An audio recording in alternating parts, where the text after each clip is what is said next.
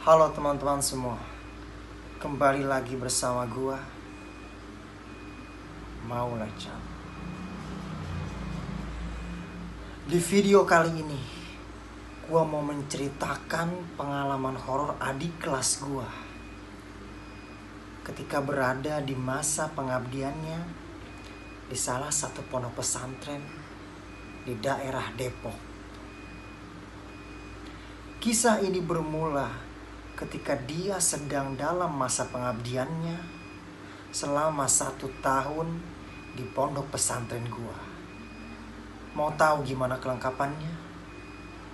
Tonton sampai akhir dan jangan di skip. Ini dia kisahnya. Jadi waktu itu dia ngabdi bareng 6 orang temannya. Jadi 7 orang sama dia. Singkatnya, pada suatu malam, tepatnya di malam Jumat. Kebiasaan di sebuah pondok pesantren pada malam Jumat itu adalah membaca Maulid Nabi Shallallahu Alaihi Wasallam. Dan biasanya pembacaan Maulid Nabi di pondok pesantren gua ini selesai jam 11 atau paling lambatnya jam setengah 12. Singkat cerita, selesailah pembacaan Maulid Nabi Simtuduror dan seluruh santri beserta mereka yang ngabdi itu kembali ke kobongnya. BTW, sebutlah adik kelas gua ini namanya Fadli. Jadi dia ngabdi bareng 6 orang temennya, termasuk dia jadi 7 orang. Jadi ketika pembacaan Maulid Nabi ini selesai, Fadli bersama ke-6 orang temannya ini masuk ke dalam kobongnya atau kamar. Di pondok pesantren itu kita biasa nyebut kamar itu dengan kobong. Ketika mereka sudah masuk ke kamarnya masing-masing, bersiap-siap untuk tidur. Sebelum tidur, Fadli nyeletuk ke semua teman-temannya. Bray, nanti kalau ente ada yang bangun di jam setengah 2, tolong bangunin aneh juga ya. Karena aneh mau ngelaksanain sholat tahajud. Ada salah seorang temen yang bilang, oke siap Dli, nanti biar aneh yang bangunin. Kalau aneh bangun, aneh insya Allah bakal bangunin ente. Oke, tidurlah mereka semua. Keadaan pada malam hari itu hujan deras. Dan pondok pesantren gua sedang dalam keadaan sepi banget. Dalam keadaan hujan pasti mereka tidak ada yang keluar kamar. Gak ada yang berani keluar untuk kemanapun itu. Karena ya mungkin ketika hujan mereka pasti lebih memilih tidur daripada nongkrong-nongkrong di aula pondok pesantren gua. Kemudian kisah horor ini terjadi bersama Fadli di kobongnya. Jadi ketika itu Fadli tidur dalam keadaan tungkurep dan menghadap ke area dapur. Jadi ketika Fadli tidur dalam keadaan tungkurep seperti ini, dia langsung mengarah ke dapur. Langsung ngelihat panci, kompor gas, dan lain-lainnya. Alat-alat dapur lainnya. Ketika itu juga, tepatnya di jam setengah 2 pagi, Fadli merasa tubuhnya ada yang goyang-goyangi atau nyenggol-nyenggol. Dan dalam keadaan sayup-sayup ngantuk, Fadli sedikit terbangun dan membuka mata. ketika itu juga ada sosok wanita bergaun putih yang melewati punggung Fadly. Melewati punggungnya Fadly, dan gaun putihnya ini sempat kena ke tangannya Fadly. Dan Fadly dalam keadaan ngantuk. Dia melihat sekejap bahwa di gaun putihnya ini dia melihat ada bercak darah yang bau anyirnya itu sangat menyengat, teman-teman. Dalam keadaan sayup-sayup ngantuk, Fadly sempat bergumam, siapa ini cewek? Si Fadly dalam hatinya berkata, siapa ini cewek? Di kamar gua kan cuma ada gua sama teman-teman gua. Gak ada ini cewek yang tiba-tiba masuk. Karena kamar kobong gua lagi sudah dikunci, teman-teman. Bahkan dikunci ganda. Seketika itu juga Fadly merinding ketakutan melihat sosok wanita bergaun putih ini melewati punggungnya, berjalan melayang ke arah dapur dan berdiri tepat di dapur.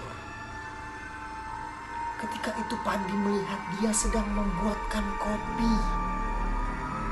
Seketika Fadly tetap ngeliatin dia dalam keadaan takut.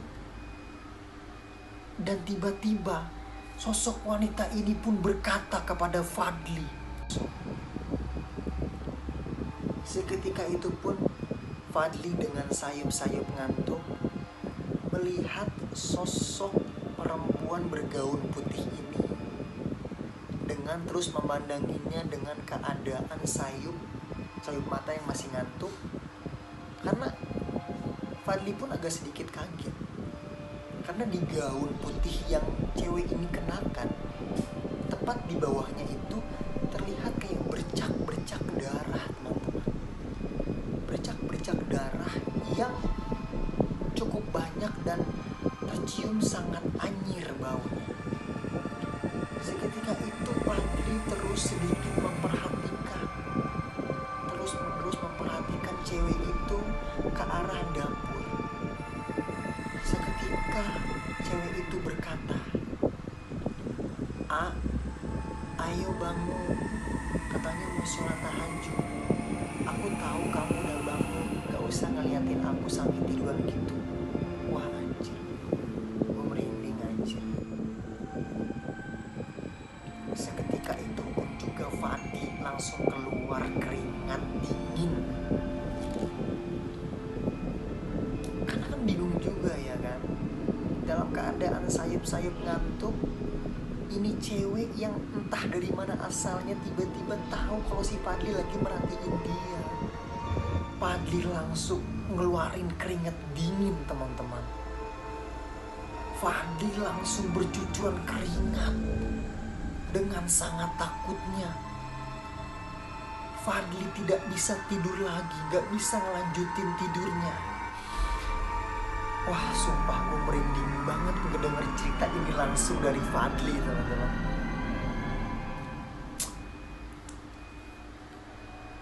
Kemudian, si sosok ini pun berkata lagi kepada Fadly, ayo bangun gak usah ngeliatin aku. Aku tahu kok kamu lagi ngeliatin aku. Wah anjir, gue langsung merinding. Karena Fadly pun dalam keadaan sayup-sayup ngantuk ngeliat sosok ini dengan jelas, teman-teman. Tapi si Fadly masih gak berani buat bangun dari posisi tidurnya. Nah, singkat ceritanya, si Fadly baru bisa ngegerakin badannya 2-3 menit kemudian.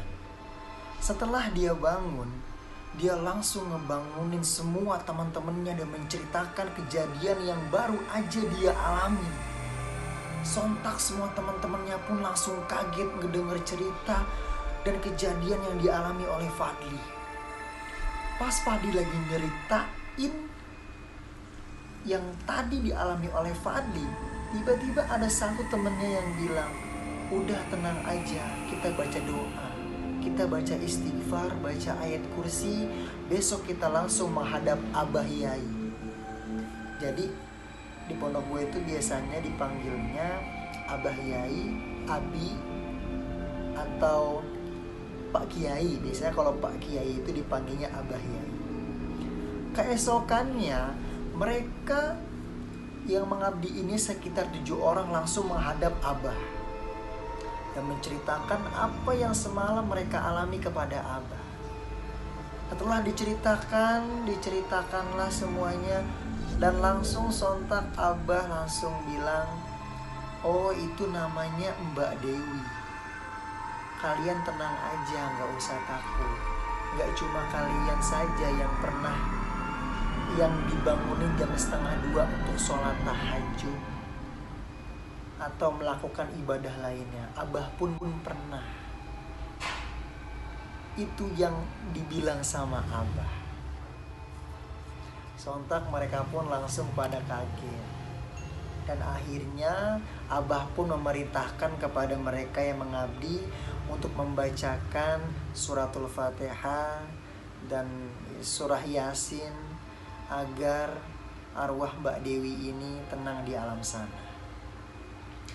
Kemudian ada temannya Fadli yang bernama Faisal bertanya kepada Abah, Abah, sebenarnya Mbak Dewi ini siapa sih?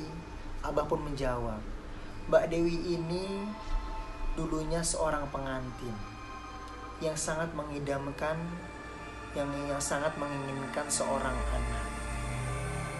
Tapi sebelum dia melahirkan, dia akhirnya wafat. Kemudian Faisal bertanya kembali, dan Abah, kenapa ya Mbak Dewi itu menggunakan gaun putih dan di gaunnya itu ada bercak darahnya? Abah pun menjawab, Abah tidak tahu. Kalau kamu mau tahu, langsung saja tanya ke Mbak Dewi malam ini juga. Waduh, langsung. Ketika itu mereka yang mengabdi langsung ketakutan dan tidak berani percaya langsung kepada Mbak Dewi. Tidak mungkin juga kan mereka yang mengabdi menanyakan langsung hal ini kepada Mbak Dewi. Mungkin itu saja yang dapat saya sampaikan, teman-teman. Kalau teman-teman punya kisah horor di pondok pesantren kalian, kisah apapun itu yang pengen gue ceritakan dan pengen gue bacain di YouTube channel Maulaja, silakan kirimkan ke DM Instagram gue. Gue udah taruh di deskripsi YouTube gue, lu tinggal DM aja di YouTube, di Instagram gue langsung bisa bacain di video-video selanjutnya. Terima kasih banyak. Gua Maula Faiz Fikri. Sampai jumpa.